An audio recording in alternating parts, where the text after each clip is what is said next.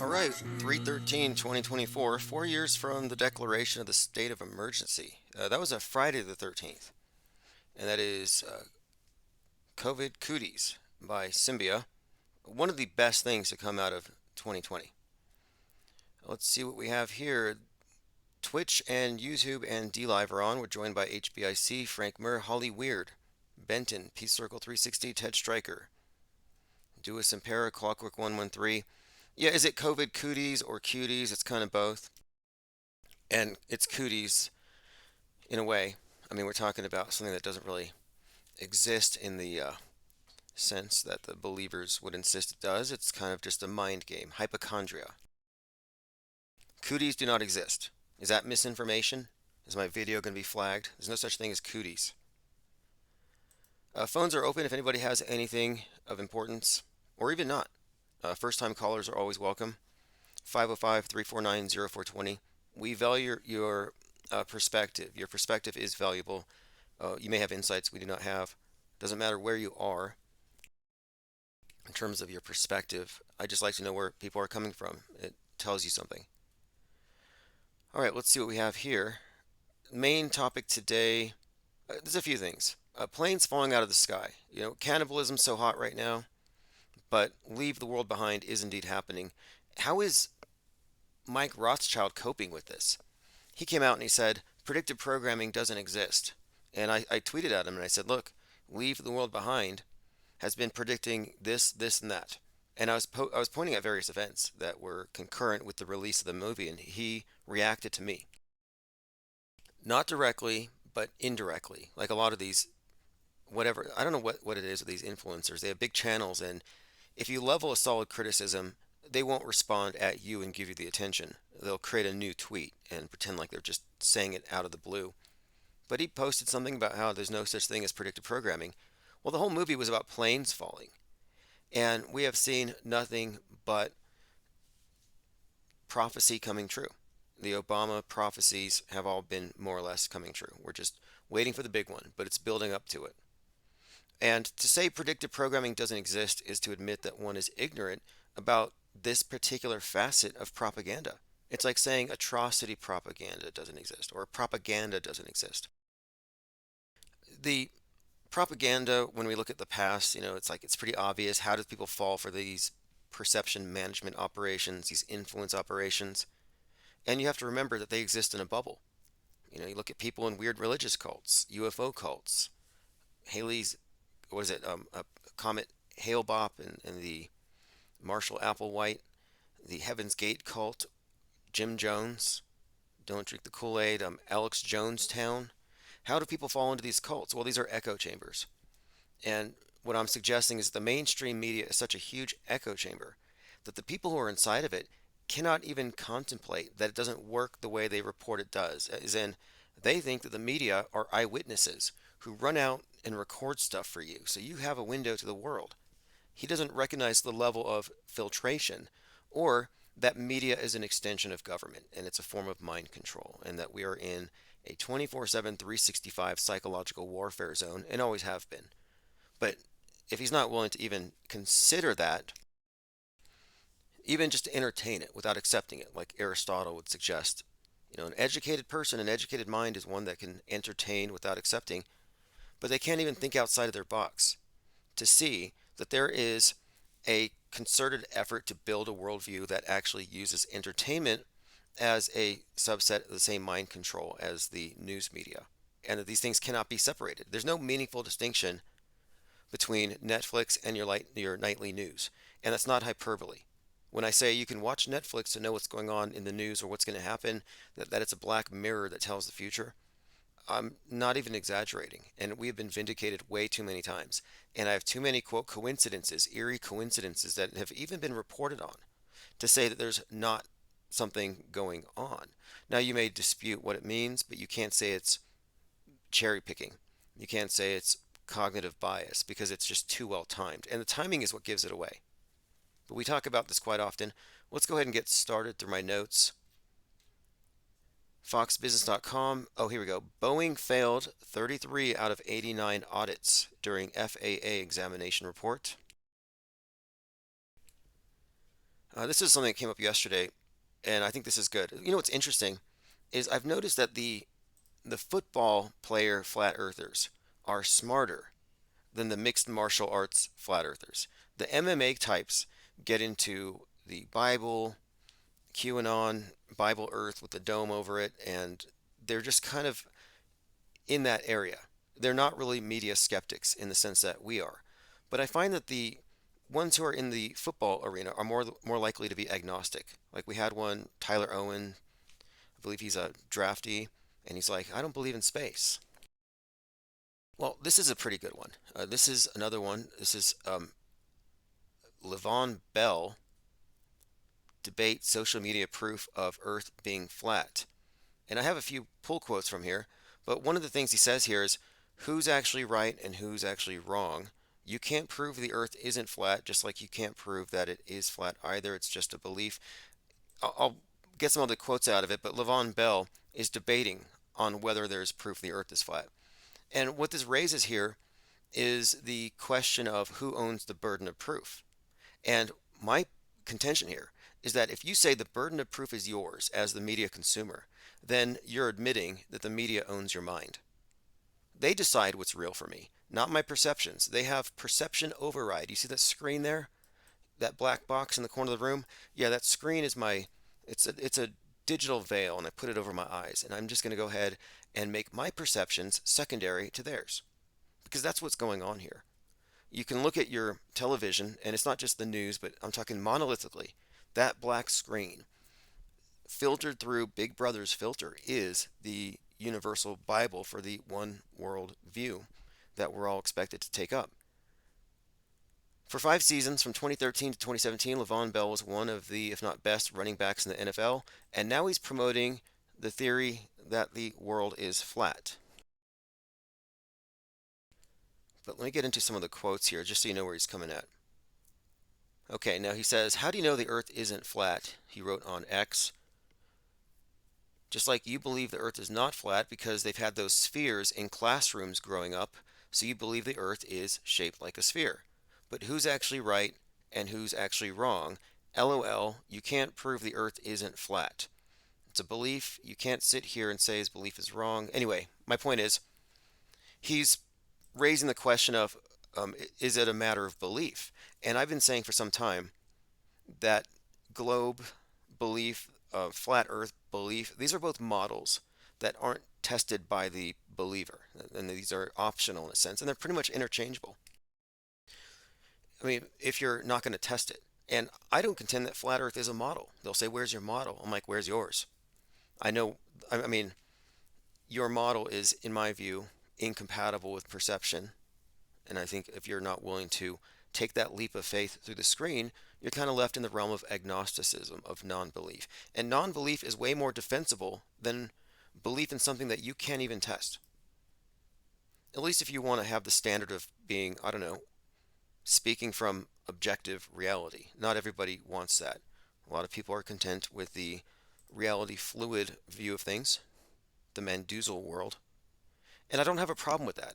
You know, I'm really here for open mind. This is open-minded discourse, but I think it's an objective fact that humanity is being managed through this ubiquitous war, and not all of us fall for it. Not all of us are compatible with it, and why should we be? But I'm not trying to wake the sleepers. I'm not really going after Normieville. We have more important things to do first, like consolidate a raft, so we can have some fruitful conversations coming from a perspective based in objective reality that takes into account the existence of the elephant in the room, the big monolithic mind control operation.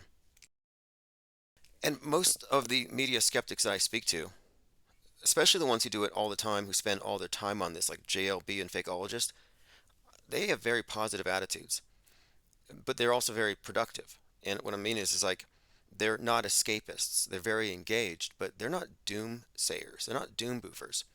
But if you go to any red pill community, any group of truthers, it's all gather up your guns, gather up your ammunition. We're going to win by bullet or by ballot. We're going to win for Trump. It's like, what happened here? Here's a tweet from Michael It's Level.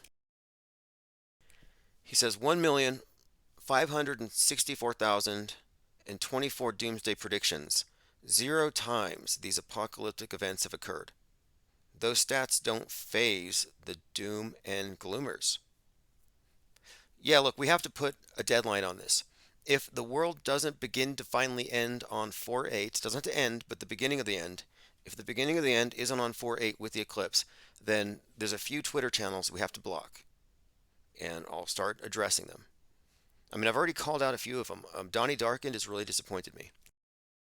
I appreciate a lot of his work, however, he's taking predictive programming to lead people to think that the world's going to literally end, and that you need to go ahead and get right with his version of Christianity, which is really strange. You're having these internet prophets, and this guy's avatar is a Donald Trump face with red glowing eyes, who he contends is the Antichrist.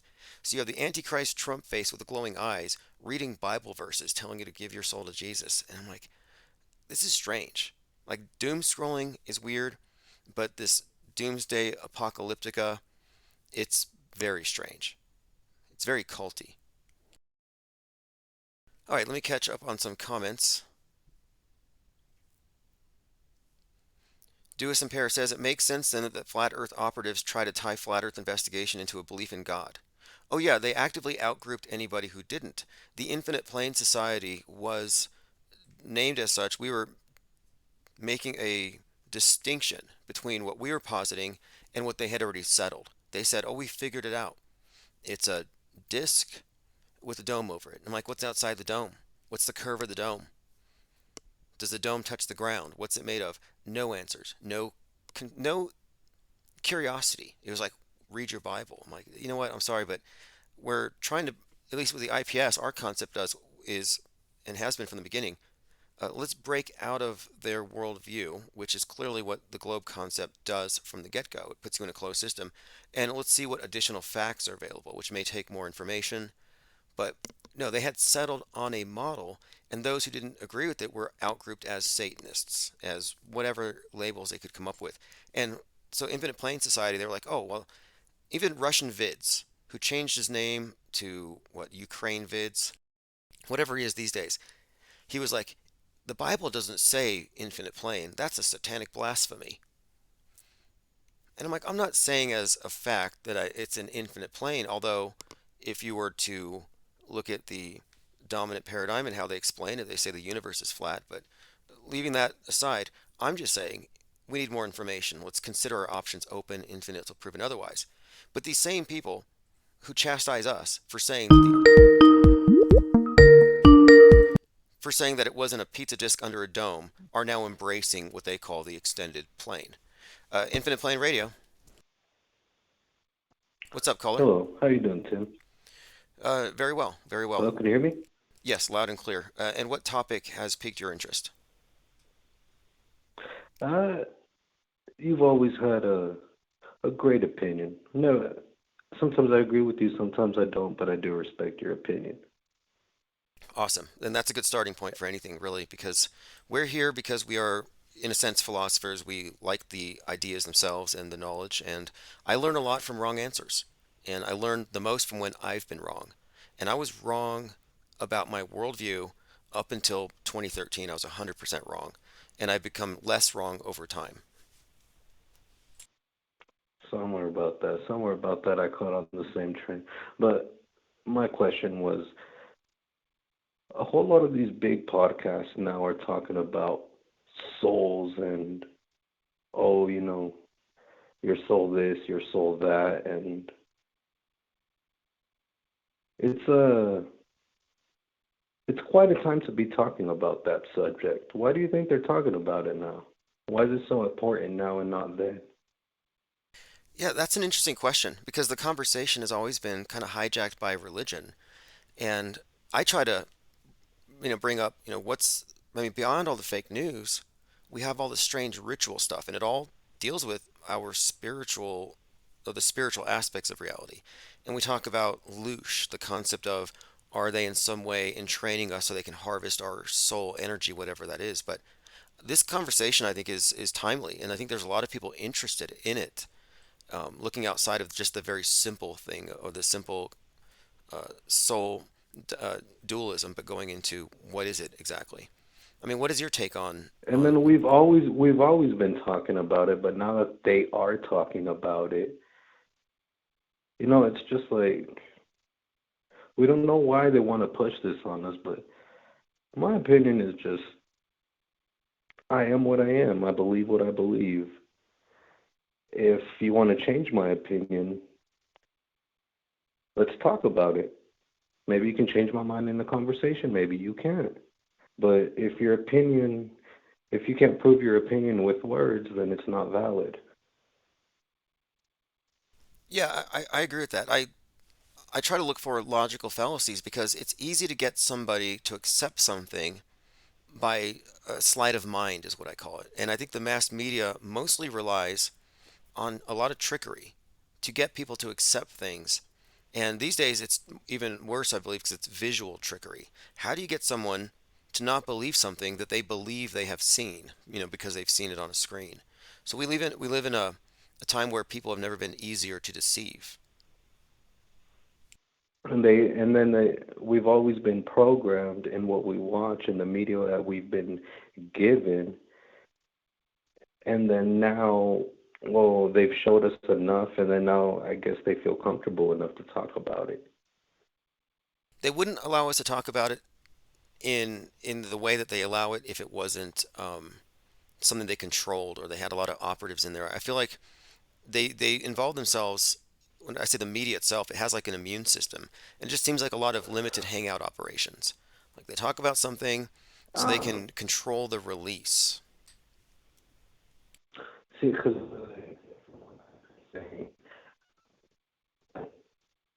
for us, the people we have pushed, they've always blocked it out from YouTube.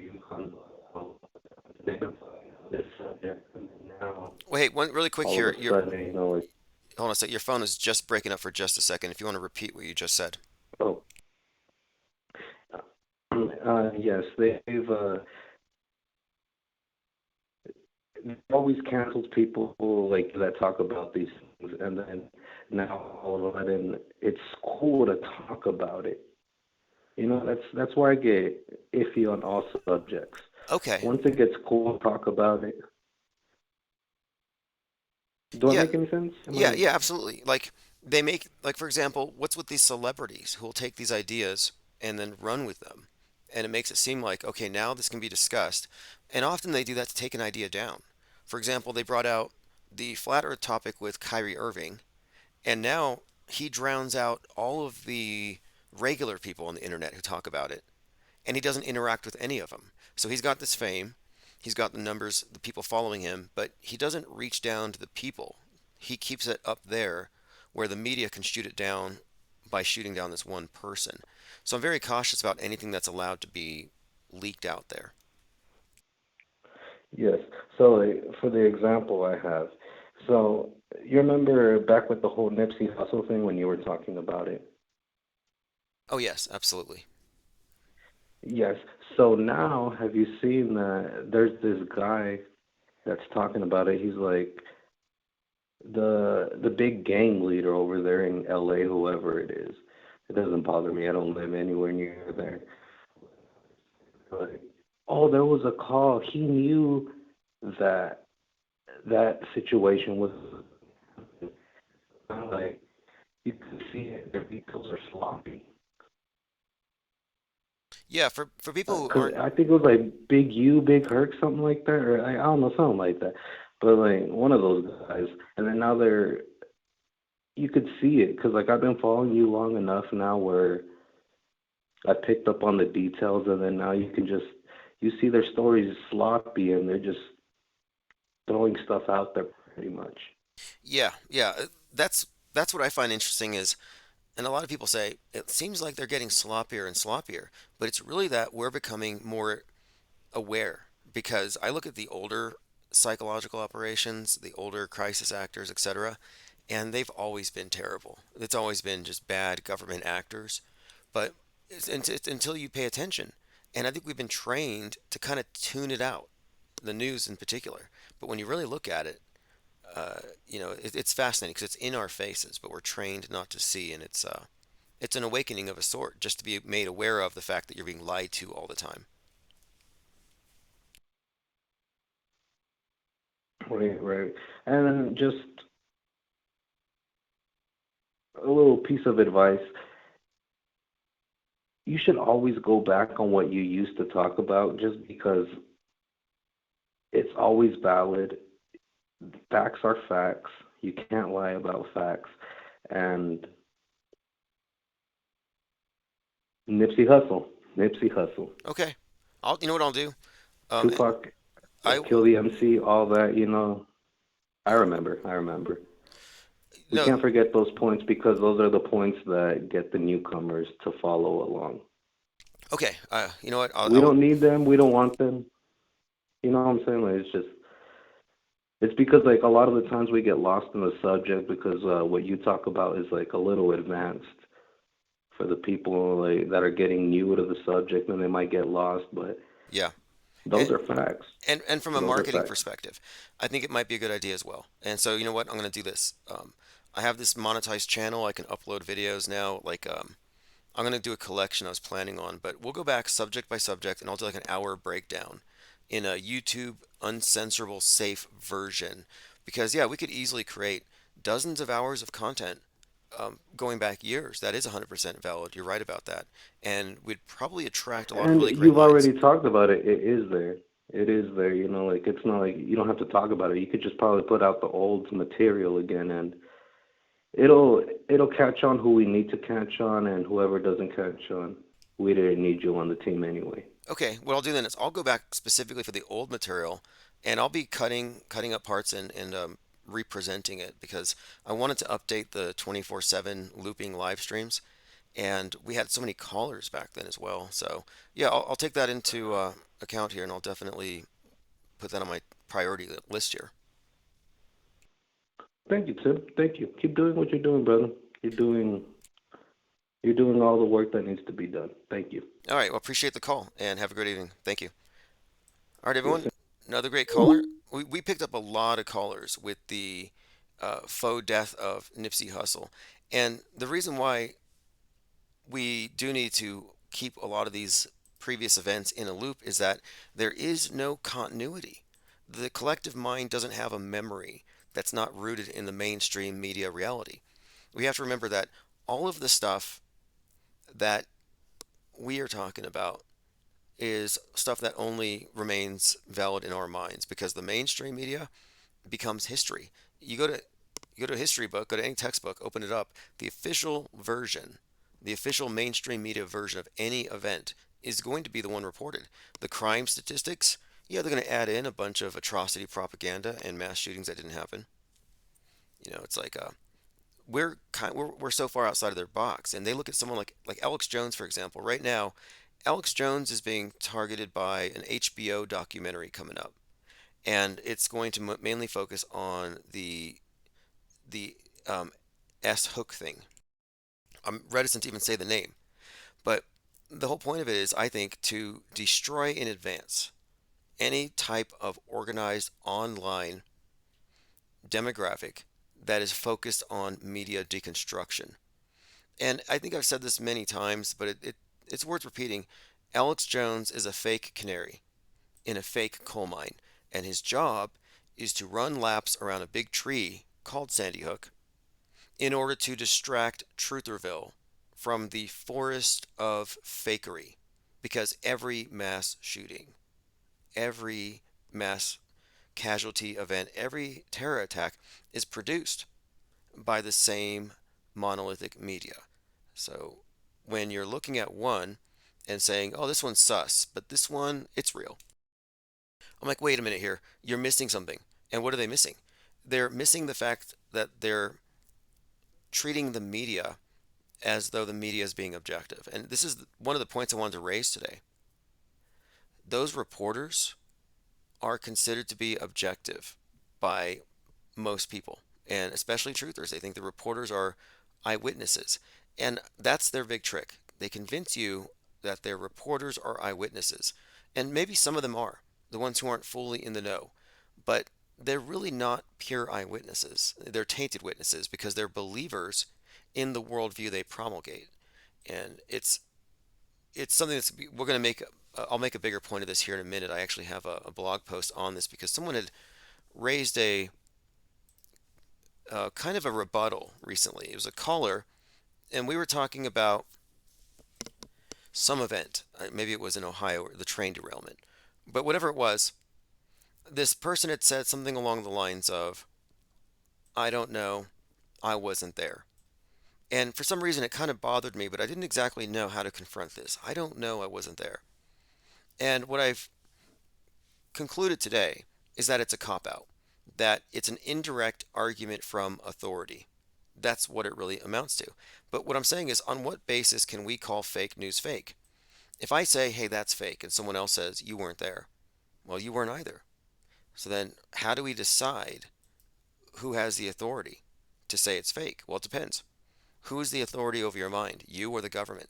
You or the media? And when I say media, it's an extension of government. So if you're saying, well, I don't have the authority to call it fake because I wasn't there, well, then the media has become the authority over your mind, which means you've put a lot of faith and trust in them, which is naive to say the least. But those who argue against the critique of media that we proffer here will say something like this, I don't know because I wasn't there.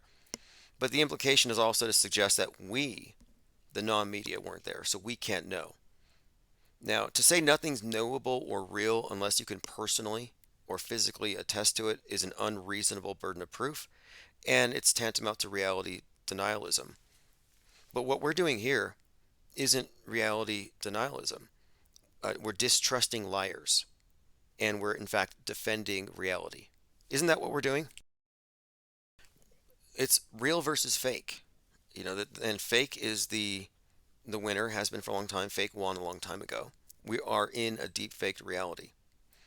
But what we're doing is we're insisting on it. We're holding liars accountable. But we know something has happened. When something is reported, something has happened. You can't say that something didn't happen, but we're just differing on the definition of what exactly was it. Was it the event as reported, or is it some kind of a simulation, perception management? Is it pure propaganda? Or is its propaganda utility simply the fact that this happens to be what they're focusing on to the exclusion of something else? I mean, much of the worldview we have is the result of omission, lies by omission. But it's up to the individual news consumer to decide where they place that burden of proof.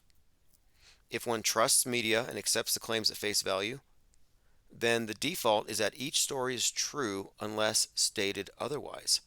And to me, that's an ironic thing to say, well, they'll tell me if they're lying.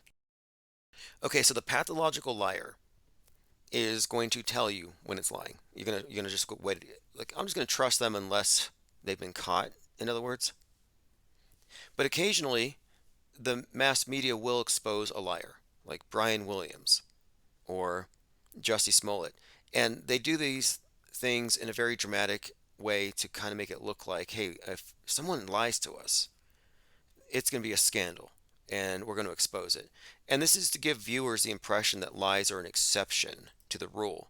But lies are in fact rewarded, not punished. But the faithful adherents to the Church of the MSM trust the media and they accept the burden of proof. It's like that's their cross to bear. They have a TV on their backs. They're bearing the burden of proof unnecessarily. It's not up to you. It's a philosophical question here. And what I'm saying is that people are allowing their perspective of media to, in a way, warp their worldview because they're trusting that the people on the other side aren't manipulating them. And this is a major difference. We are operating with the understanding that psyops happen. Predictive programming is not a conspiracy theory, it's a standard operating procedure. But those rejecting the screen's implicit arguments from authority, those of us, we can only claim to know something's been reported, but we're not operating with the assumption that the reporters are eyewitnesses. And that's a tricky thing, because you have to remember that most even truthers are taken for granted what's on the screen and then they're believing there's more to it, but they're not automatically remembering that the reporters themselves are tainted witnesses. They're not valid as eyewitnesses at all. Maybe on some local news reports you can trust them on the weather, perhaps, maybe. But can you even then? Like, sure, you can, in a way, but they politicize the weather as well. Let me go through some comments here. All right. And phones are still open, by the way. Okay, well, I had a final point here, the summary. The rational follow-up, when somebody says, you don't know, you weren't there, or I don't know, I wasn't there, which again, this is an indirect argument from authority. The rational response would be, I don't know either, but my default position is fake until proven real. Given that all mass media propaganda events occur in the context of this ubiquitous but covert psychological warfare campaign. And that's pretty much it. That we are merely saying that you can say it's fake. You can have authority over your own mind. You don't have to accept the screen as an authority. It's not logical, it's not rational. It's an unfair thing for you to accept that burden of proof and it's not yours.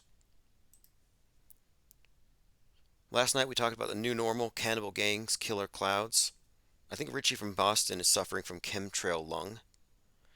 Uh, Falling planes, black market baby organs. Now let's go to the falling planes. This was compiled by They Live We See on Twitter. This is pretty interesting. Airbus 340 vanishing from the skies. We're looking at all these various article headlines that correspond to Leave the World Behind. Oldest passenger planes in the sky. Passenger jet in limbo. They canceled the flight due to smelly plane. Pilot abandons landing as it approaches runway 1,500 feet below the usual height. Passengers panicked as Scott's airport emergency crews swarm plane. These are just a random collection of headlines, but I have a lot of them. What the F? Tire falls from plane, smashes into a parked car. People are screaming and crying. Plane engine catches fire midair. Higher taxes for passengers. 737 chief leaves Boeing after mid-air incident. Passenger arrested after headbutting flight attendant. And this is, again, just a small collection of headlines, random. But it's consistent with this notion that they're using predictive programming. And one more point for the Mike Rothschilds who say that there is no such thing as predictive programming, how would you explain all of the mainstream media news events reporting on the public referencing Leave the World Behind for planes falling and phones being shut down? G33 says Alex Jones says TV is a weapon. I think he's correct on that. Yeah, he is correct. But he's also on the other side of that weapon pointed at you. And one more point, they're going to take the guns thing. Yeah, that's a psyop. They're not going to take your guns. They were never going to. And the purpose of the psyop is to keep the right in a defensive posture in a state of agitation and paranoia and fear against government. And there's a reason why this narrative began at Waco and why Trump kicked off his campaign at Waco and Jones was at Waco. This is long-term strategic planning. We've talked about this a lot. 1-6 was always in the script. Even with Waco, 1.6 million rounds. That was the ATF report. They said there's 1.6 million rounds, weapons violation, so they had to go in. And 33-year-old Dave Koresh got killed. And he didn't come back with the four horsemen of the apocalypse as he said he would. I mean, it was a cult that was led by a guy that was believed to be Jesus, and they went to take the guns. Well, Alex Jones was radicalized there. Timothy McVeigh was radicalized there. Later, Alex Jones goes on to Piers Morgan and he says, the DHS bought 1.6 billion hollow point rounds to kill patriots. If they try to take the guns, there's going to be a 1776. So another 1-6. And then 1-6 happens. And these are just a few examples. We have dozens. But my point of it is these are like markers. There's a consistent theme here that goes into this paranoid right-wing fantasy that Our AR-15s are a firewall against global tyranny. Infinite Plane Radio. Hi, Tim. Uh, my name is Mike. I'm a first time caller. Oh, good. Thank you. Thank you for calling. How you doing? Very good. And uh, what topic has piqued your interest this evening? well, I just walked in the door. I saw an email, and I've been wanting to call you, hoping for a live show so I could ask you a few questions. So I didn't really hear the topic, but do you mind if I just ask you a question? It's Yeah, about the it's open topics tonight. So yeah, by all means. open topic. Okay, I'm sorry.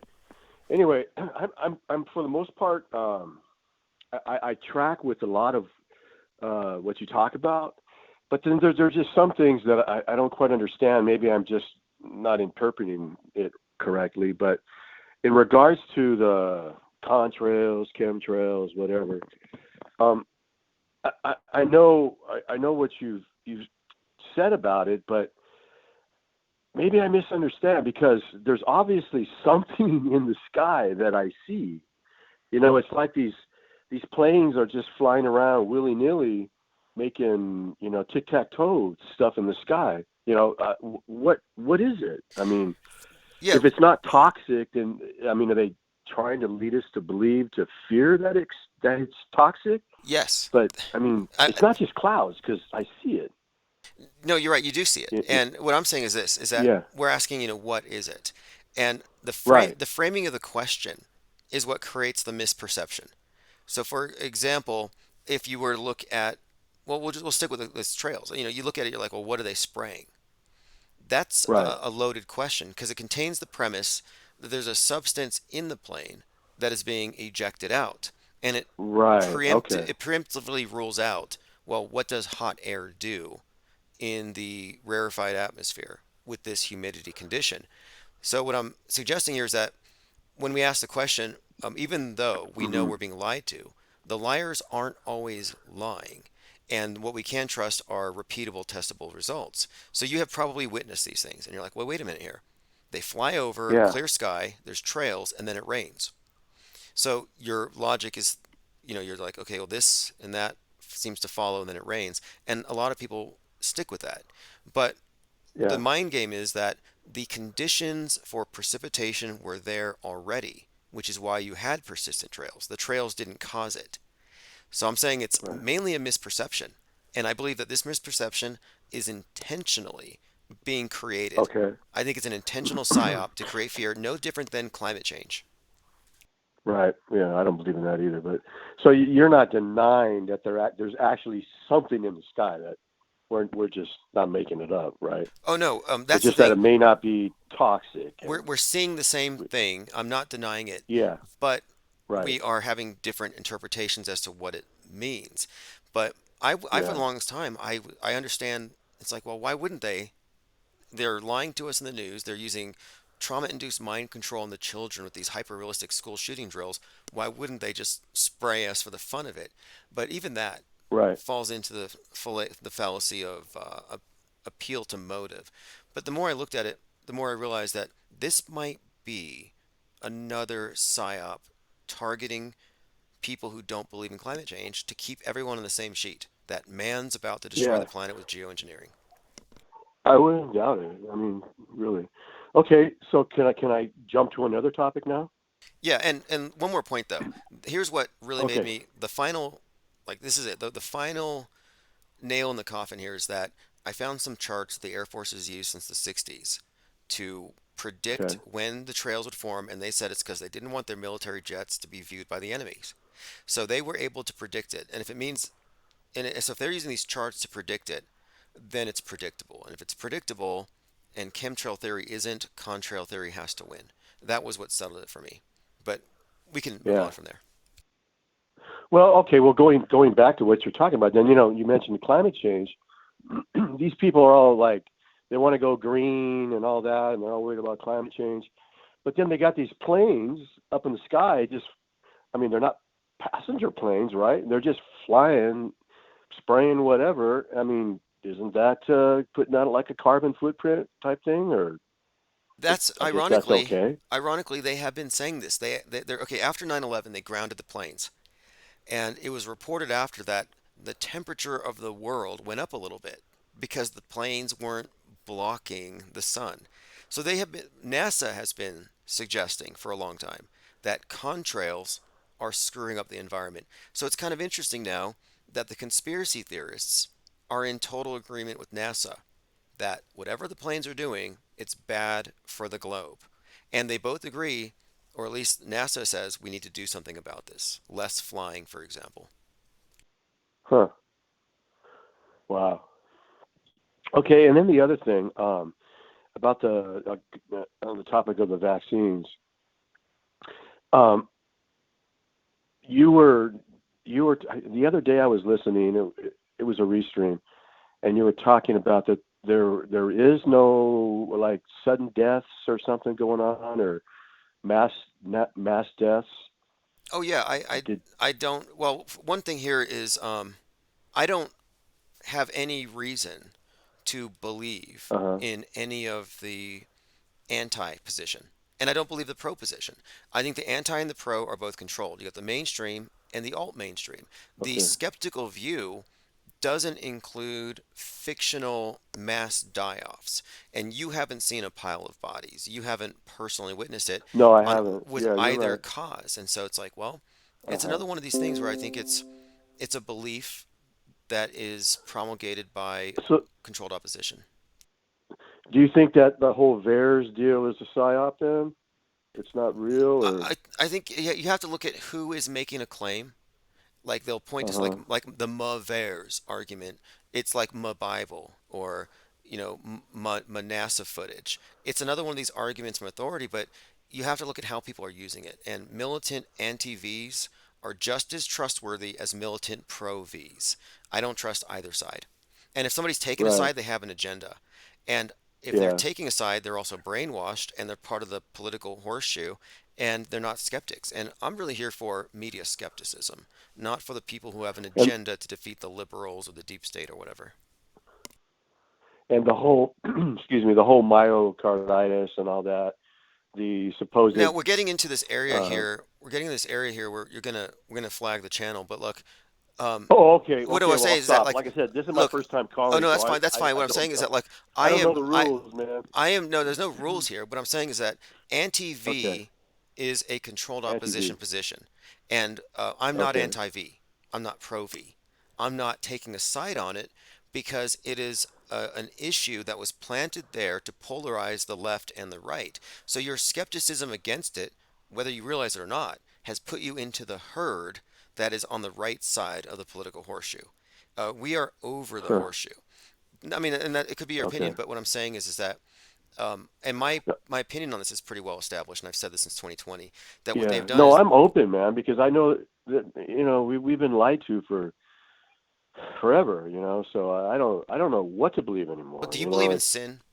As in, do you believe in like the traditional concept of sin, and the priests can absolve you of it by dunking you in water or giving you communion wafers? Do you believe in that? No, well, I'm looking at it because I'm a Christian, so I do believe in sin, but I don't believe no priest could dunk you, and only Okay, Jesus can. okay, good. So His blood, you know what I mean? like, okay, this is analogous here because I believe we can get sick. Okay, Like we all know this. However, right, what we have done with the sin concept is you give the priesthood a power to designate certain things bad, and therefore they have the power to regulate those people, segregate society into saved and unsaved, and create all these rules. So it's about power over people because you have this division between saved and unsaved, and it's all based on whether they follow the church, follow the priesthood. And the media has the yeah, same dynamic established. So the people who are part of it, who accept the neo Eucharist, the injectable Eucharist, they are saved. The people outside the okay, media, which is the new church, are the unsaved. They've created this division. So what they have done for an atheistic society is they have reintroduced the concept of sin with the priesthood and all the powers of regulation and the power to save. But they've replaced it with something scientific. You can't put sin under a microscope. So this is a new right, religion, is what my point is. So my whole point of yeah, that's is heavy. so the whole anti-V movement is missing the point, and the pro-V movement is the new religion. And the new religion is not based on anything more than a placebo that's designed to replace the illusion that the Eucharist would provide, that this priesthood can fix us and the people who aren't part of it are bad. But you can see it. That's my point. Hmm. It's a new religious paradigm based on the old one. So I didn't take the V, right? Does that put me on a particular side because I didn't believe it? I didn't believe in the whole C-19 thing, and I didn't trust the Right. government. It was all Uh, dumb. I mean, it's kind of that, interesting because they don't want you to have the opt out. Like there's this thing is split in two ways. Like you got to be pro or anti. What about the people who are non participants, conscientious objectors? right. And I saw this as a political decision. And I don't like being Uh-huh. forced to make a political decision if you're given a false choice or two sides of the same coin. So we don't have a position. We don't have a platform that represents us. And this is why I don't take the Right. anti position because now you're automatically lumped in with all kinds of people you may not agree Yeah. with. But what if you're just against this because you have natural suspicion, which is, I think, completely normal? Like I wouldn't take, Right. I mean, I'm suspicious of Halloween candy. It's like this is normal. You shouldn't Right. not be suspicious. But they try to make it look like Yeah. your natural fear is paranoia. So it's a complicated issue, but there should be a place for conscientious objectors, and that's where I'm at. I'm not Yeah. pro. I'm not anti. I didn't like the fact that the government was trying to tell me what to do with my body. You know what I mean? It's like I never took the flu deal, ever. So which leads me to the next thing, and then if you don't mind, I'll hang up after this and let someone else call. But this might, I don't know, this might sound kind of paranoid, but I've been hearing a little bit here and there about even like dentists and the Novocaine that they're putting garbage in it. Okay, now And I just look. recently had Let a me say root something. Let me canal say something done. here. Let me say something here.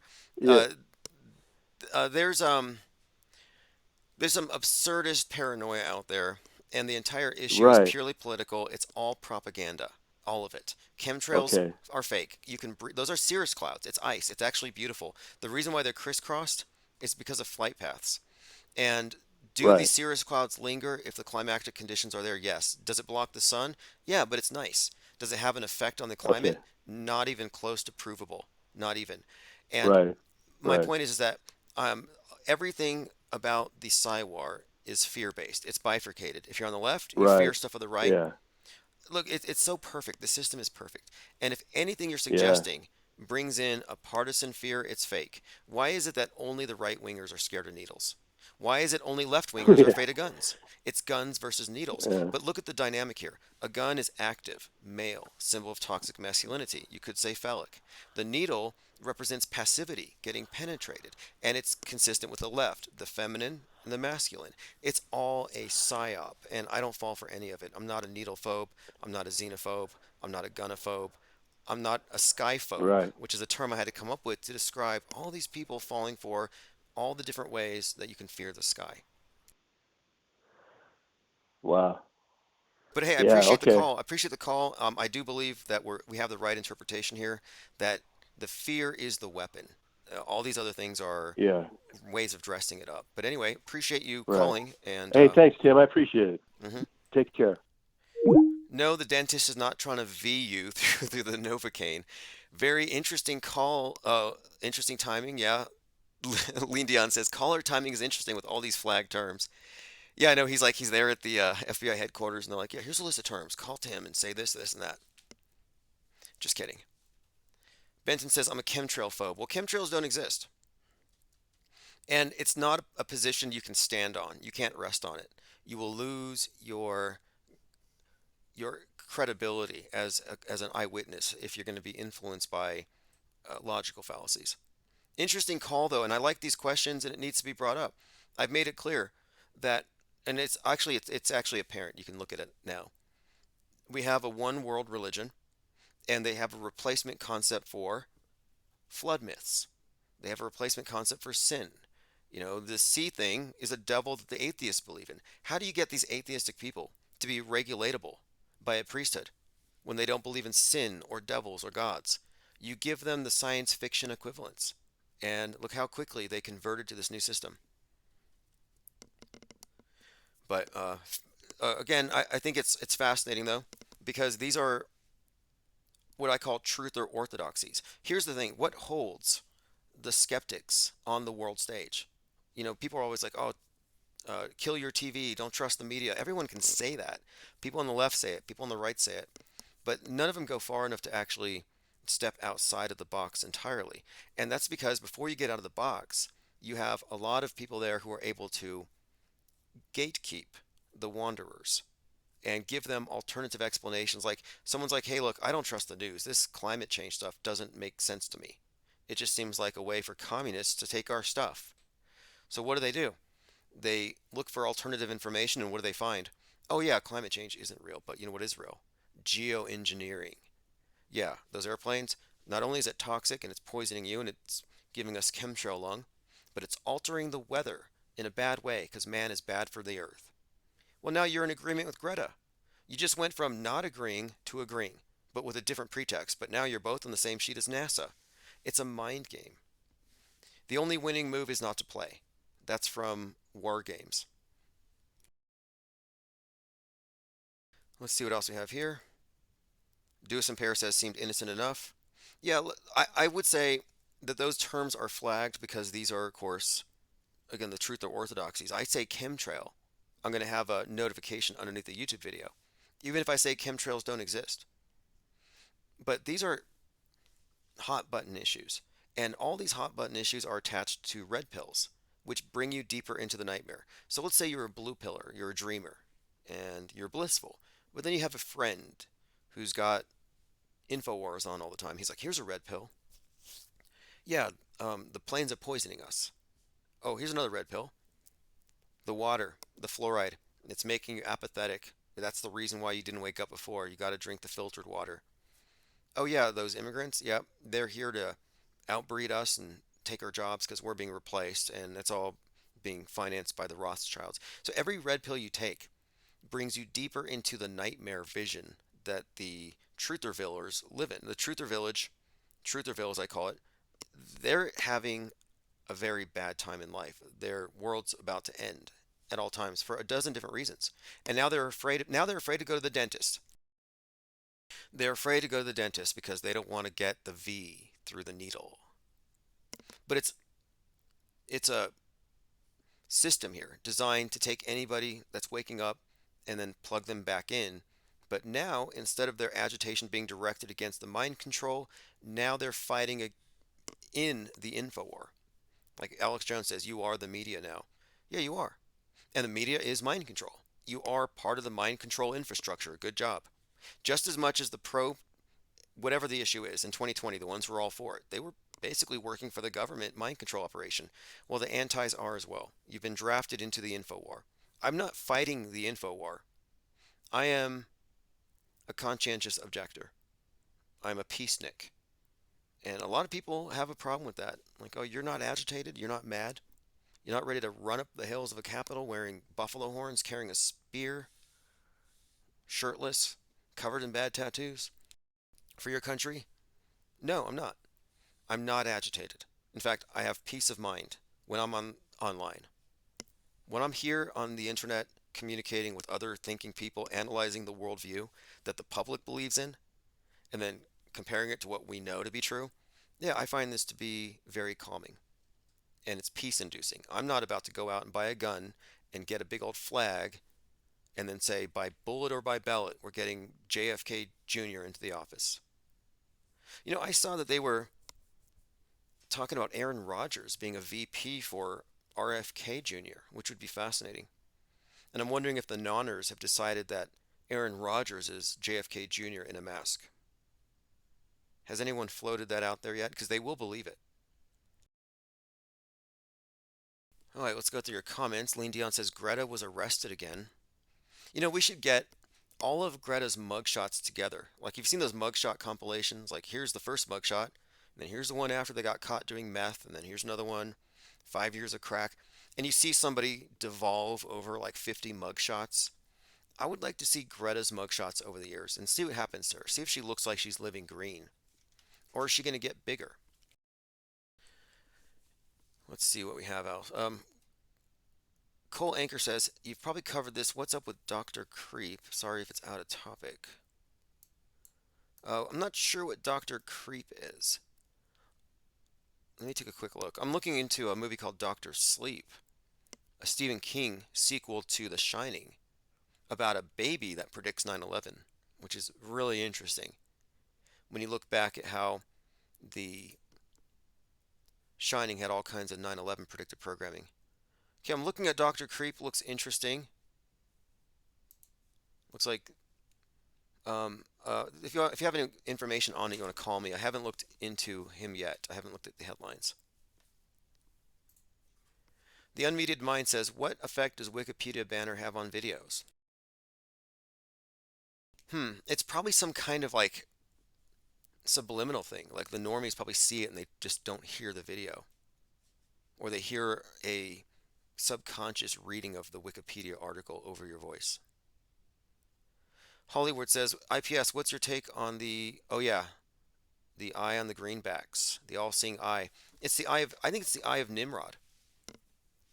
And my take on it is this, because if you look at the World Trade Center, the One World Tower, and you get close to the base of it and you look up, it looks like a pyramid, and it's just the way they designed it. It's intentional. But I was looking at this recently because there's a connection here. It goes to the dollar bill.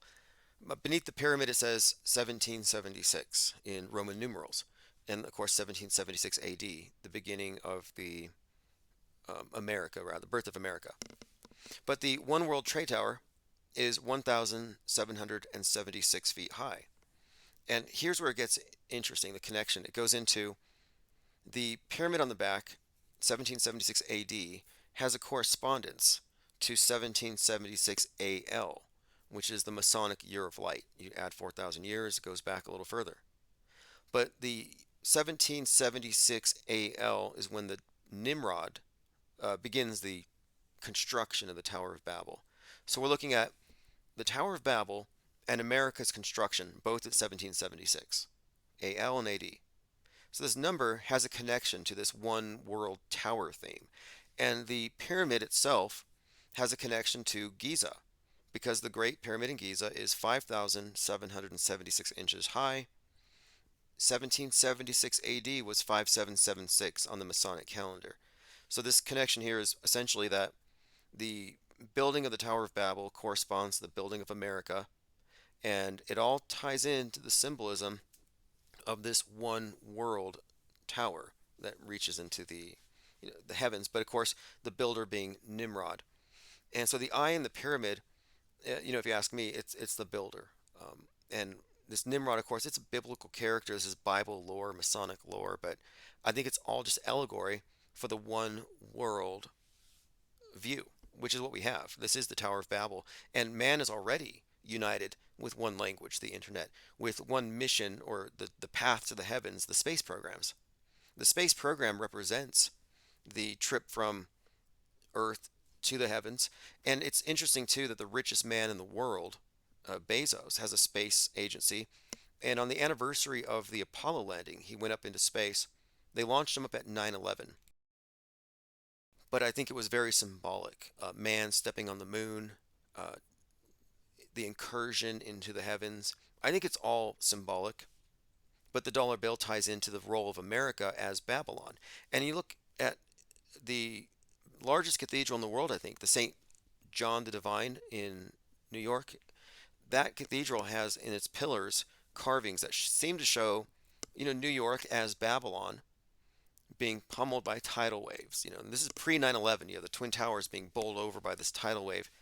And that is more suggestion that, the idea of America as Babylon. It's a recurring theme.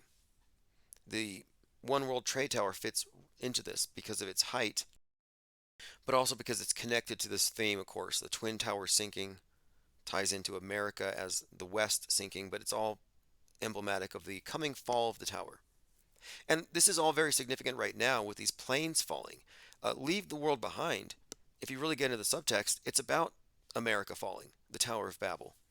And what's going to take down 1776? 1619. The movie Leave the World Behind was showing this duality, 1776 versus 1619, two versions or two visions of America. And the boat White Lion The oil tanker crashing into the beach symbolizes the reckoning, the thing that's going to bring down America. And what is it? Well, it's going to be the leftist critique of America. The idea that America is, of course, intrinsically and structurally flawed and needs to fall. That's all built into the script. And I'm saying it was written into the script when this place was built. And I think you can find writings, Manly P. Hall, The Secret Destiny of America, the eagle being a phoenix. And we see a lot of the phoenix symbolism, and it's a reoccurring theme. The Burning Man, the phoenix, the building back better. All right, let me go through some comments. Holly Weird says Gemini duality, Janus narrative, pillars of duality. Have you seen the Gemini space program patch? You got to see this because this is interesting. I'll just pull this up on the screen. And this is long-term planning. I think Synchromorpheus showed this to me first.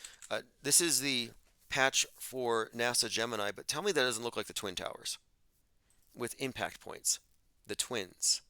It's all symbolism, and we've gone deep into this stuff, and we'll do some deep dives into this as well. Yep, Ageless Timeless Being says built to fake fall. Yeah, 1968, construction begins. 1968, 911 becomes the emergency number for the U.S. 33 years later, 9/11 happens. None of this was coincidental. 9/11, 1941, the Pentagon construction begins. 60 years later, that thing happens. Flight 77 hits the Pentagon, 77 feet high. We've gone so deep into this that we've reverse engineered a masterpiece of propaganda, a movie superimposed onto the news with full complicity across the board globally. What 9/11 revealed is the monolithic nature of the control system that we're in. And that it didn't just start, that Bush didn't lie and people died. Nobody died. And yeah, Bush lied, but the entire media is built upon a lie. I mean, it's built upon an edifice of lies, but it's a movie enhanced worldview. Michelle says a popular song on TikTok right now is Babylon by David Gray. Yeah, I remember that song when it came out. Interesting. And okay, Babylon is a very significant symbol right now. If we go in, let me bring this article up. I actually had this bookmarked. The Pink Mass, Barbie as Whore of Babylon, mainstreaming Satanism, idol worship, and sexual revolution. I watched the Barbie movie, I reviewed it, but the symbolism in it, it's not about the Barbie toy. And the color pink has everything to do with the Templar cross, the red and the white, and a lot more, but the devil's in the details. Interestingly, though, the starting point for this would be Margot Robbie. And there's so many areas we can go into this. Every role she has played has built up the archetype of Margot Robbie as the Whore of Babylon being presented as the idol Barbie. She was even in the movie Babylon. She's on the cover in the place of what would have been Jane's Manfield, who had the pink palace, dressed in pink, high priestess in the Church of Satan, movie starlet, Hollywood Babylon, written by Kenneth Anger, who interestingly died last year. But he was a co-founder of the Church of Satan and instrumental also in, I think, mainstreaming thelemic concepts in what emerged publicly as the sexual revolution. But let me get into the connections here between all of this. So here's a few things I had mind mapped. First of all, Kenneth Anger and the Babylon working are also very well connected.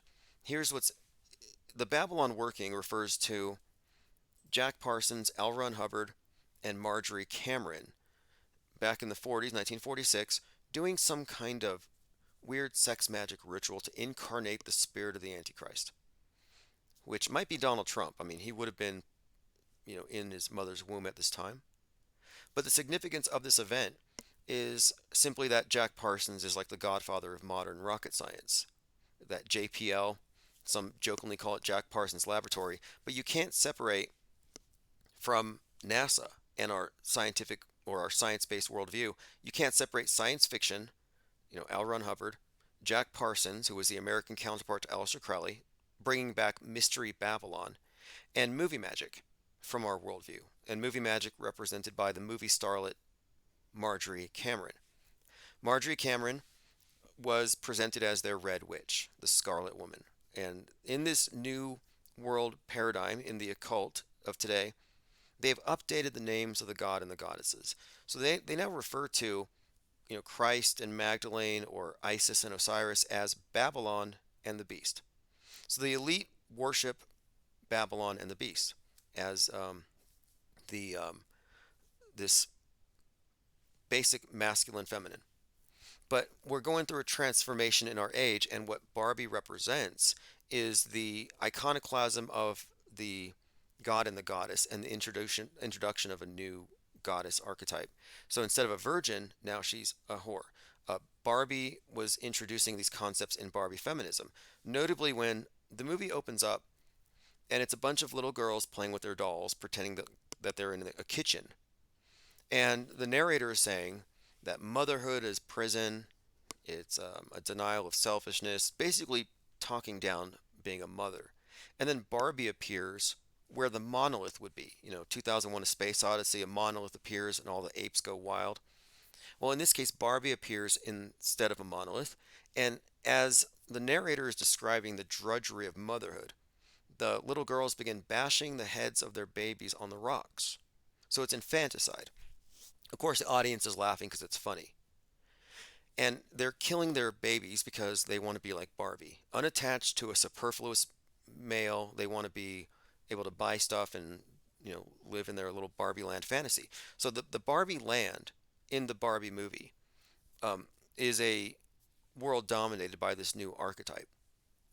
And it goes, let me go deeper into this because there's a thread that connects Disney, Satanism, sexual revolution, UFOs, and this Barbie movie.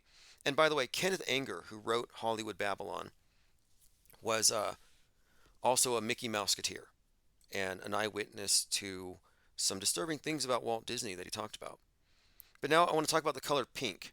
And this also tied into this year's Super Bowl because the Super Bowl last year with Rihanna, she was the goddess in red surrounded by men in white. And she was pregnant and she made a display of her pregnant belly. So the red and the white are very symbolic here. We're talking about the white symbolizes the beast, and the red is Babylon, the Scarlet Woman. This symbolism is also contained in the Gnostic Catholic Mass, the bread and the wine. But it represents the god and the goddess. In witchcraft, god and goddess. This theme was also apparent in Kendrick Lamar's Heart Part 5, which was an award-winning performance where he was in white with a crown, like Christ, surrounded by female dancers in red.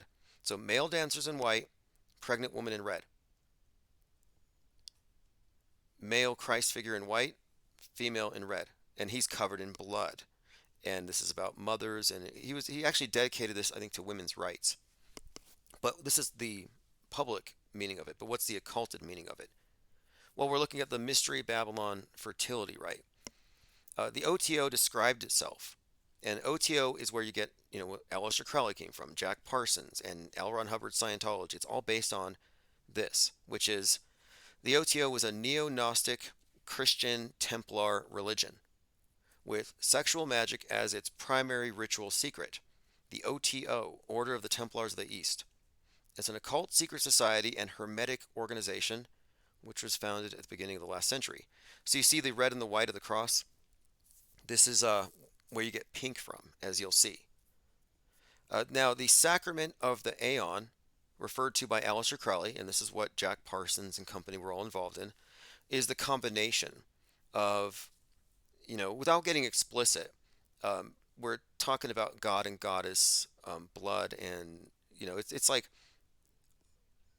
what we're looking at here, the sex magic stuff. It's all symbolism that's encoded in such a way that they can flaunt it in your face, and you would never think about it unless you had a dirty mind. But one of their codes, like the Templar cross or the Rose cross, all represent God and goddess or Babylon and beast. Even the Scientology cross is a rose cross. L. Ron Hubbard's organization is based on Thelema. In fact, this is an interesting picture. This is Scientologist John Travolta hanging out with Anton LaVey. And then here we go. Let's get into this part of it, though. The pink mass. So a black mass refers to the inversion of the icons of the Catholic religion, where you have these Satanists who are inverting the cross and distorting the meaning of everything. The nuns that they bring to the masses are actually prostitutes, and yeah, I think Benjamin Franklin is part of a club called the Hellfire Club that participated in these black masses. I call this the pink mass because what we're looking at here is the inversion of the goddess concept, and the new goddess is represented, of course, by Margot Robbie in Barbie. Pink represents the elixir in the tarot cards, the elixir held in the Holy Grail by the Whore of Babylon in the Lust card. So it's a very important concept in Thelema here, but this is the Lust card. It's the Whore of Babylon holding a elixir with pink in the chalice, and Holy Grail is symbolic, of course, of the goddess. If you go into the Grail symbolism, you kind of get some of this from Dan Brown. But again, the Barbie movie starring Margot Robbie, you could look at her as an avatar of this New Age goddess, the Scarlet Woman. The word Babylon means gates of the gods. So the Babylon priestess is a gateway to cosmic energies. This is what Elron and Jack Parsons were about. They said that this movie star, Marjorie Cameron, was a gateway to bring in the energies of the Aeon of Horus. Now, interestingly, the Kenneth Anger I mentioned earlier appropriated her for a movie called Inauguration of the Pleasure Dome about this very thing. So this isn't my random interpretation. This is exactly what they're communicating. But the color pink represents the union of Babylon and the beast. That's what it represents. Prior to Barbie, she was in Babylon based on Kenneth Anger's film. Here's a reference to it. Hollywood has always had a predilection for scandal, drama, and the occult. Anger grew up in Los Angeles and was introduced to Aleister Crowley and a philosophy which promised yoga, astral travel, and sex magic. He died May 11th of last year. Now, I don't know if he watched the movie before he died, but it was based on his work, and Margot Robbie later became Barbie. He was friends with part of the Church of Satan, which ties into, interestingly enough, Kenneth Anger was associating himself with Kinsey, Alfred Kinsey, who, of course, was the father of the sexual revolution. So this is getting into some really strange territory. If you look into the experiments of Kinsey, it was all just basically state-sanctioned child abuse. And I wouldn't even call it science. It was just real twisted stuff. But there's a photo of him with Kenneth Anger that's very telling because they're in the sex dungeon of Aleister Crowley. And I'm like, that's part of his scientific research into human sexuality, going into this pervert's dungeon and including this in his research that involved abusing a lot of people. Very strange stuff. So here is Margot Robbie on the cover of Babylon.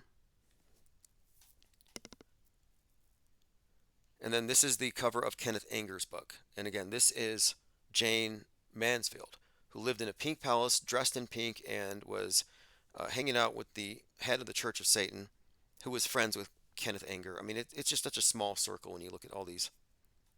A historical look at Jayne Mansfield Pink Palace in remembrance of the bombshell. Now, this is also interesting too, because the term bombshell refers to, of course, these blonde or these movie starlets in their bikinis, but of course, this is a reference. The bikini is named after Bikini Atoll, where an atom bomb was exploded in 1946. And they said that the explosive effect created by the bikini was akin to an atom bomb, right? So the interesting thing is that 1946 was the same year as the Babylon working, which is kind of an interesting connection. Again, Jayne Mansfield's involvement in the Church of Satan was well publicized. Here she is with the chalice. Now, the chalice in their ritual is the Holy Grail. It does represent, with the wine in it, it is exactly the same symbol as the one on the card. The Satanic Witch, which followed the Satanic Bible, was pink. They colored it pink. In fact, Zena LeVay has been in the news lately, kind of, because Princess Tay Tay, what's her name? Taylor Swift. I'm sorry, we had a moratorium on mentioning her. But many people think Taylor Swift is some kind of clone of Zena LeVay. Well, Zena LeVay was baptized and given a pink Baphomet when she was a child. She was baptized into this church. But Anton LaVey's book, The Satanic Witch, was also pink. Now, look what it says on the back. The Satanic Witch was not designed for Barbie dolls, but women crafty enough to employ the formula which surpass an entire catalog of New Age idiocies. I just thought it was funny that there's a Barbie doll reference here. Kenneth Anger's movie My Demon Brother stars Mick Jagger and a member of the Manson family, Bobby Basoli, and Anton LaVey's in it. Just kind of mentioning that because the Manson cult victim, Sharon Tate, is portrayed by Margot Robbie. So in Once Upon a Time in Hollywood, Margot Robbie plays Sharon Tate. Again, Sharon Tate, killed by one of Anton LaVey's witches, Susan Atkins. Fascinating connection here. And then, of course, you had the Manson family member also with Anger. There are so many connections between Satanism, or the Church of Satan, Hollywood, and the Manson killings, and a few other serial killers that are worth looking at. In 1969, Sharon Tate was brutally murdered in her home in Los Angeles. She was stabbed 16 times in her stomach while pregnant. In witchcraft, the Great Rite, the knife, and the chalice, these are all symbols, so there might be some deeper meaning to it here. But anyway, in here is a picture of actually Susan Atkins, topless, coming out of a coffin. Kenneth Anger is here in the picture I mentioned earlier, hanging out with Alfred Kinsey, American biologist and sexologist, and they're hanging out in one of Crowley's dungeons. And then Anger later recruited Marjorie Cameron to do a film. Here's a picture of her. And this was called Inauguration of the Pleasure Dome. And this was celebrating this new goddess, Babylon, being introduced to the world, replacing the other goddesses. And this is, of course, the red goddess, the Scarlet Woman that was portrayed recently, Rihanna. And in the recent Super Bowl ceremony, you did have Alicia Keys as the goddess in red, dancing with Usher. Let me bring up that picture because these are pagan ceremonies. That's really what it comes down to. And that's why the symbolism is so consistent. Here is, and he's wearing a phoenix, by the way, which is another major symbol in the Gnostic Catholic Mass and in alchemy and sex magic. It's another one of these important symbols that they constantly reiterate. But again, you have Usher and Alicia Keys, red and the white.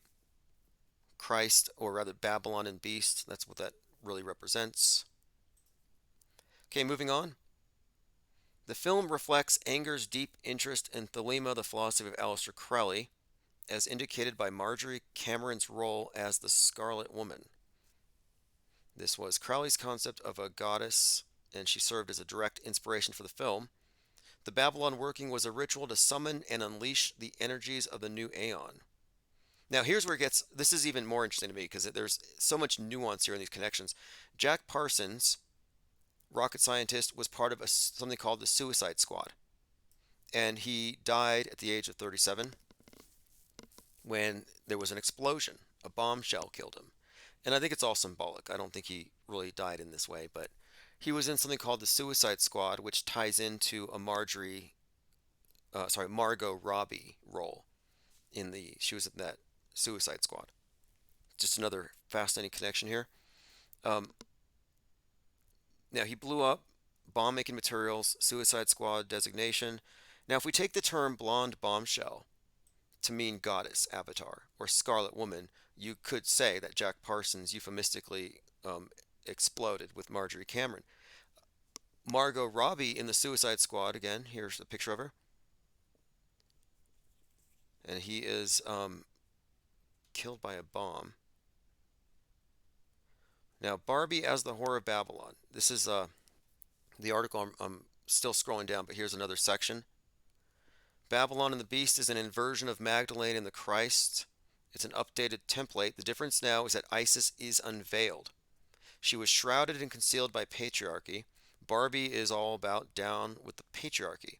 This messaging represents the progressive left breaking down the traditional or nuclear family, generally thought of as a married couple and their biological children. So this is also another connection. Barbieheimer last year is all about Barbieheimer. Why are they mixing Barbie and Oppenheimer?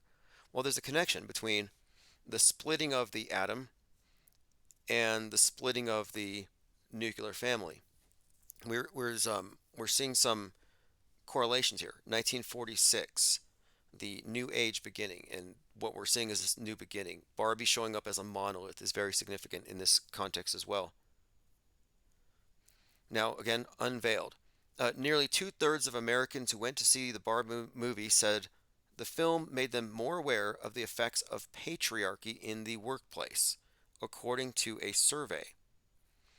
ResumeBuilder.com survey was conducted by Pollfish, and they had 300 U.S. respondents who saw the movie.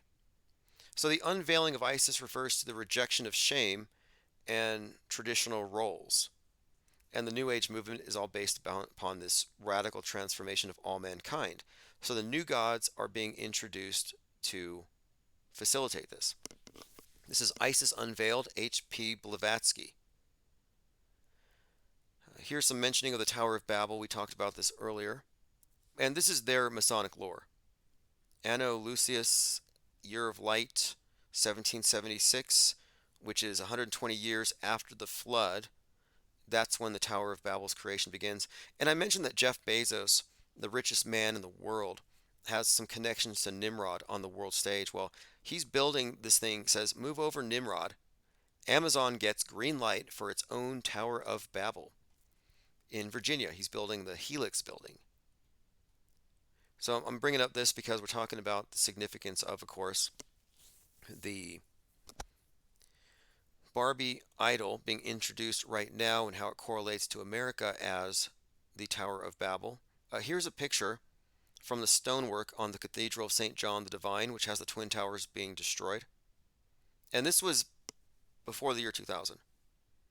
And of course, the new tower, being 1776 feet high, it's a symbol. It's Nimrod's challenge to God. Here's the bill with the all-seeing eye and Roman numerals. Also, Dr. Evil looks very similar to Bezos by design. Dr. Evil's headquarters is there in a space needle.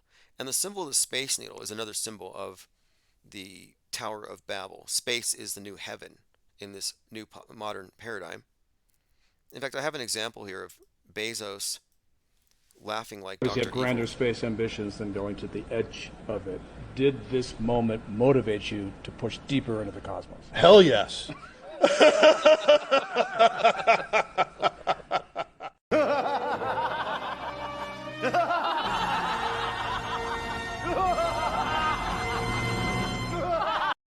Yeah, the Dr. Evil Bezos connections are intentional. I've gone into the iconography, the symbolism, the character building, but focusing more on this space, aliens, and the Babylon working.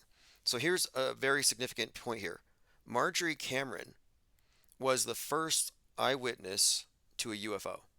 This was in 1946, the year before the one in Roswell was sighted. And Roswell landed in Corona Field, by the way. But Marjorie Cameron witnessed something in 1946, the year of the Babylon working, meaning they do this ritual and they have some kind of light from space descend. She sees a unidentified flying object or something. Now, she's a movie star and an avatar of Babylon, and therefore you could say a Stargate. And I recently watched, after I watched Barbie, I watched this Asteroid City, and it was about movie stars. But it starred Scarlett Johansson, and the movie is about an alien visitation, so she's one of the first to see the alien. And this is the movie where they pray, "Dear alien who art in heaven." And I mentioned that in our modern paradigm, space is the new heaven. Let me play this clip from Asteroid City. This is 1, 2, 3. Dear alien who art in heaven, lean and skinny, about 6'7". okay, that's about it. dear alien who art in heaven. Now, it's a comedy movie, sure, but in this godless, atheistic New World Order religion, aliens are the replacement for angels. And that's what this represents. So they're praying to aliens. Space is the new heaven. The alien visitor, though. Now, here's the thing, the alien visitor represents the energies summoned by Jack Parsons and Marjorie Cameron, the Babylon and the Beast in this ceremony. Here's Scarlett Johansson, and just note her name. The name Scarlett is very significant in a movie where she goes out into the desert and sees the alien descending. An interesting point, when they go to watch the aliens descend, they're actually looking for some kind of celestial event, which means that they have to put on these devices so they can see it. It's a box over their heads. So you have a room full of people, a gathering of people with boxes on their heads, which is of course a cube, which I think is very symbolic. The cube on the head, and then the alien that descends from the sky has a hexagonal, six-pointed star-shaped craft. And there's a connection here between the six-pointed star and the cube, and the idea of a light being descending into matter. Very interesting esoteric connection here.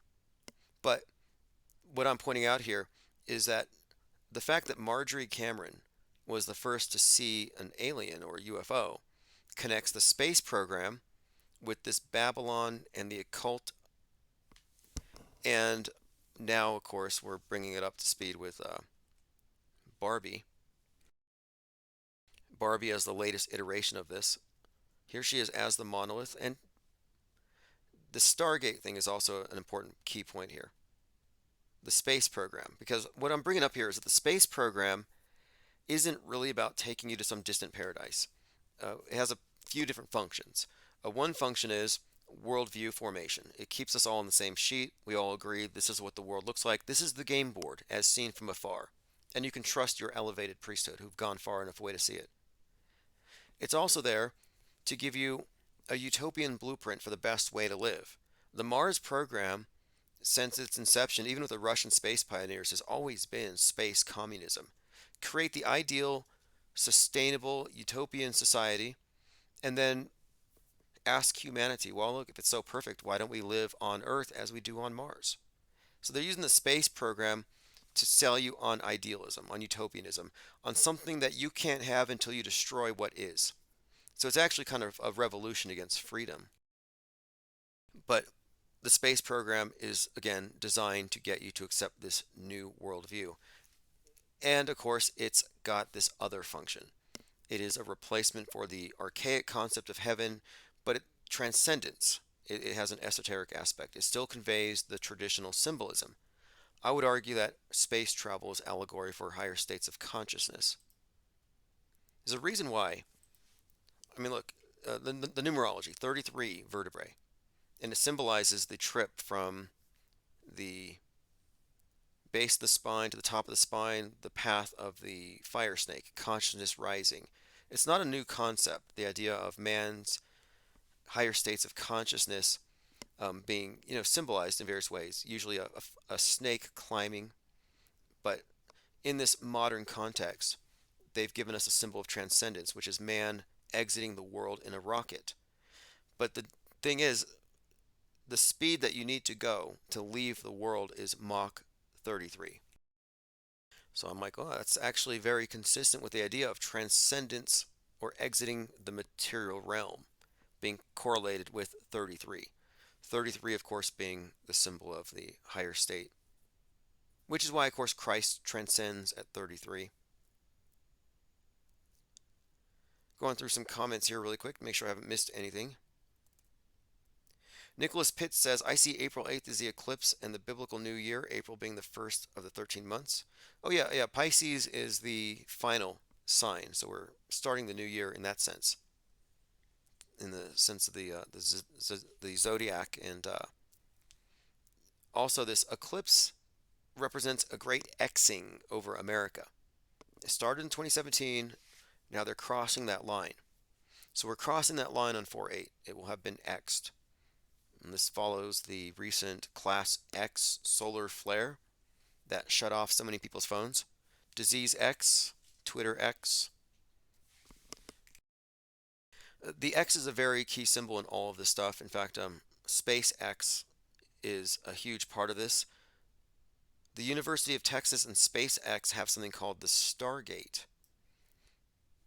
The University of Texas system, the arrival of SpaceX provides a platform for the establishment of Stargate, the first research center of excellence for the UT of Rio Grande Valley. The Stargate connection here is interesting because, again, I think it references the movie Stargate. Babylon, again, means gate. And Stargate references not literal stars, but the astral realm. And that's what these goddesses represent in their system. Like, I'm not saying this is all true, but I'm saying that the Thelemic concept, their belief, is that the priestess is a conduit, a gateway. So in the Barbie movie, she lives in this place called Barbieland, and she has to open a portal and go through a membrane to enter our world. And the whole idea here that I'm getting at is that the Babylon working, according to them, was to bring in the new goddess energies and infuse the world with the Whore of Babylon, the Babylon idea, the Babylon goddess, right? The Barbie movie is about Barbie Land entering our world through a portal. It's literally the same story. Barbie Land is Babylon. Barbie coming through the portal to enter the world and create chaos and destroy the role of traditional roles of men, introducing Barbie feminism.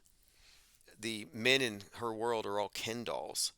You see what I'm suggesting here is that the movie was actually about the Babylon working. The Barbie movie was about the introduction of the Whore of Babylon, and it's even in California where she shows up, which is where the Babylon working happened.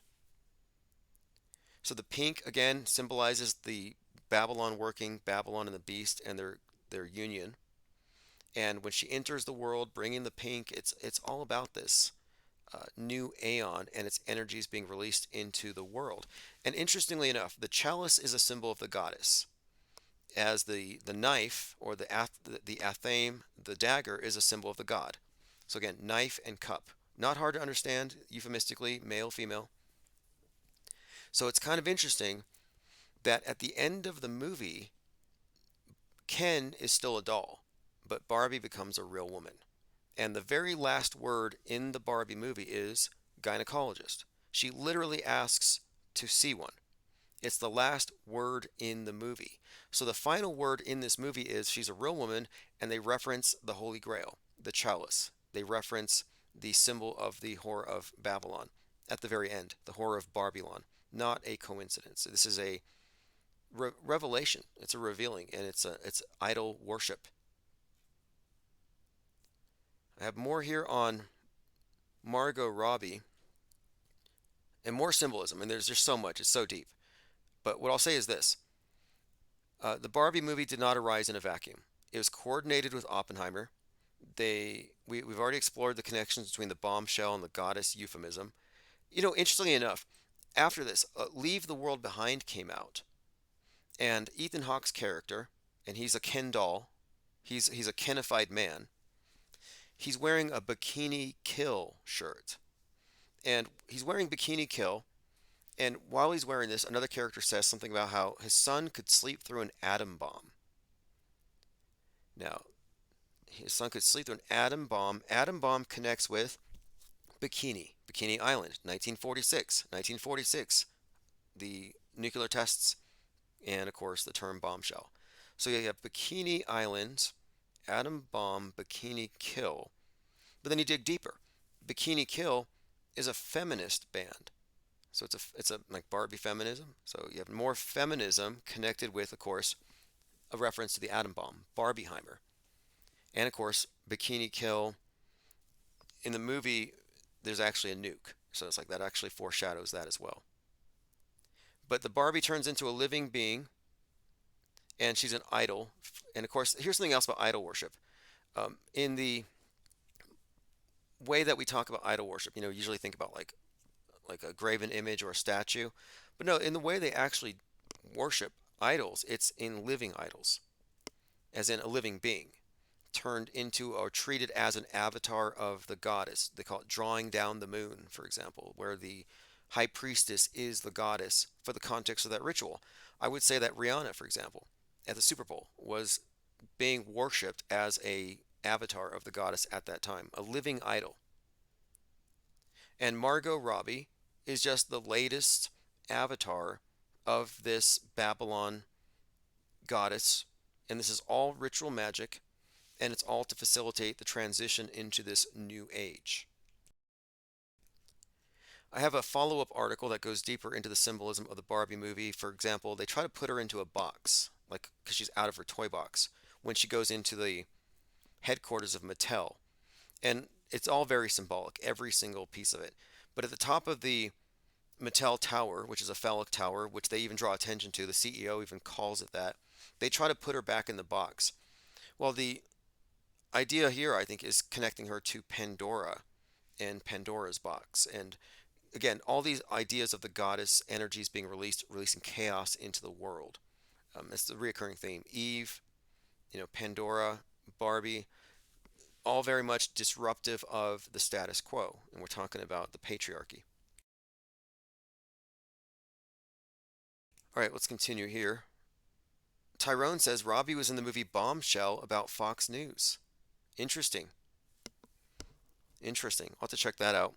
By the way, Fox News, F6. O is 15, or 1 plus 5, 6. X is 2, 4, and 6. So Fox has a 666 built into it. And 666 is the number of the beast. It's how they represent their god, their sun god, their earth god. That's what it really comes down to.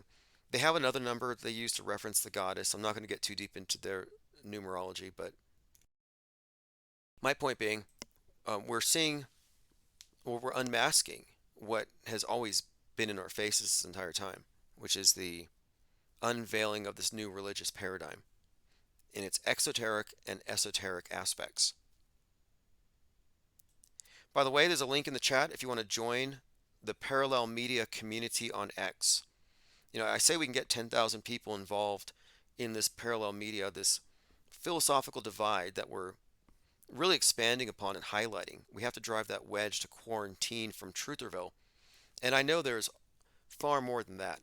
But my objective is let's get 10,000 consolidated somewhere before we make the next major step forward. First step is quarantining. And a barometer of how well we're doing will be how big the community on X grows. So if you follow me on X, the link's there. Just join the Parallel Media community.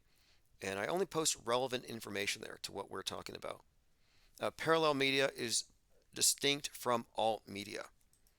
And alt media is a subset of mainstream media. They're in the same box. So when you're going into what I call the parallel media or the off-world stage, you're actually exiting both. You're not leaving one foot in the matrix. Yeah, Oswaldo mentions she was in the movie Babylon. Again, the Babylon movie I mentioned first because that connects to Kenneth Anger, to Thelema, Church of Satan, and to the sexual revolution, Alfred Kinsey. And it connects her to Jane Mansfield, who was like a living Barbie doll dressed up in pink in a pink palace, who was another high priestess in the Satanic Church. And the color pink also in the chalice, very much symbolic of the black and the white, which I mentioned having to do with the Super Bowl fertility rites of the last few years. Let's see, let me go through my notes here. David Hogg said, guess where many of the guns being used to destabilize Haiti are coming from? Hint, it's America. I asked, who's supplying the barbecue sauce? Does anybody believe that they're actually cannibalizing people? I don't. I don't have enough information to believe that. And what I have seen has been repurposed, recycled propaganda or other clips from other times and other places that I can't even verify. I saw one convincing video of cannibalism, but it turned out it was a Halloween prop from a year ago. Okay, continuing. Alex Jones is going to be the subject of an HBO documentary very soon, so we'll be watching that. Here's something: Sacramento, California, fake gunfire will be banned from active shooter drills in California under this proposed legislation on Tuesday. And it will require schools to notify teachers in advance that they're planning to do a drill. Fascinating. There must be some blowback against this. But fake gunfire, they use something called simunition, which is simulated rounds where they actually have things that discharge. But the idea that they're not told it's a drill, this is the big secret.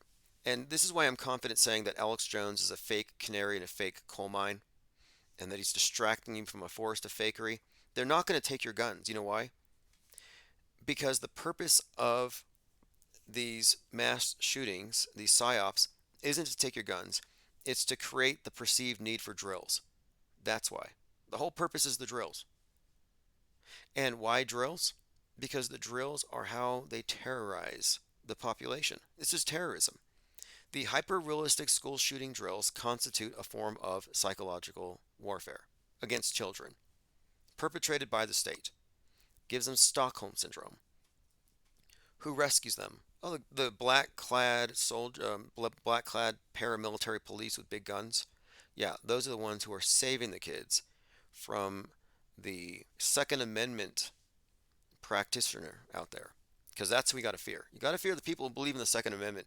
Don't fear the armed police response. Those are the good guys that save you.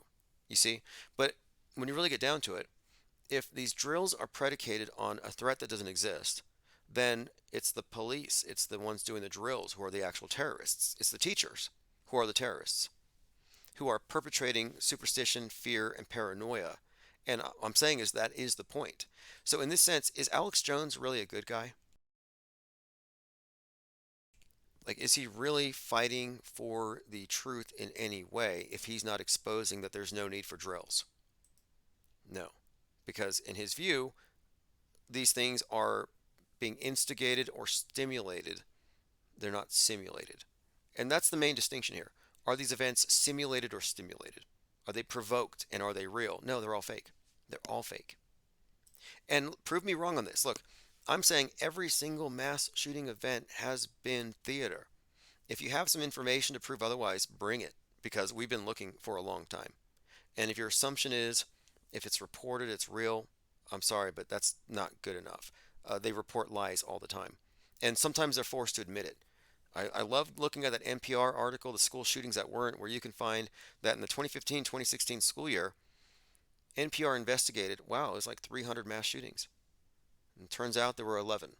Turns out of those 11, these weren't even mass shootings. These were incidents that were misclassified. In other words, these reports are largely exaggerated and nobody's fact checking. Oswaldo says the barbecue guy was on the news years ago. Oh yeah, the guy in Haiti who is barbecuing people. Yeah, I saw him wearing a Masonic necklace. I mentioned that yesterday. Do Masons eat people? You have the satanic cannibal in Russia. So satanic people eat cannibal or do cannibalism, but do Masons? Well, some would say Masons are ultimately Satanists, so maybe they all do at some point. Have the Greenies spoken up? Isn't cannibalism kind of green from their perspective? Is it not cannibalism a net gain for Mother Nature? Now, here's a really strange story right now. I don't plan to get too deep into it, but Alex Jones is all over it. It just sounds like they're recycling 2016. But it has to do with Candace Owens, who is, quote, staking her entire professional reputation on saying that Bridget Macron, the president's wife, is a man. I don't know how many of you have heard this. There's a documentary about it. She's sued people for this. And the fascinating thing is Candace Owens is actually bringing this up as the biggest political scandal in history. And Alex Jones is, of course, jumping all over it, and they're all jumping on to this bandwagon again. And I'm sure the transvestigationists are happy about this, but Candace Owens has long been called out by the same people calling out Bridget Macron. She is also believed to be a male, by transvestigationists who also believe that I am a woman. Strange, strange world. But she's staking her reputation on this, which is fascinating. What is the agenda here? What are they doing? Mainstreaming transvestigation? And in the last 6 months, there's been a change with Discord, where Discord has a policy, I believe. Yeah, Discord explicitly bans misgendering. So I'm not sure what's going on with this. I'm open to anyone's interpretation, but it's a strange time in the world right now where you have mainstream influencers going so deep into the weeds here.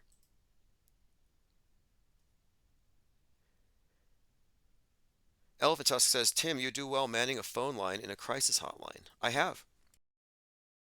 Yeah, DirecTV was having a crisis. A lot of people were getting ripped off because they were getting these callers at weird hours from mostly the Philippines, and the people being called were retirees, and a lot of them just couldn't understand what they were being told, and they didn't know that the freebies they were given with Stars and with I believe it was AMC, they didn't know that these things would actually expire in 3 months. So you have people on fixed incomes by the tens of thousands getting all this great new TV programming from DirecTV, and then in 3 months they're hit with a $300 bill, and they're like, "What the hell happened?" So they call me to cancel in a state of crisis because now they're broke and they pay too much for stuff they never watched.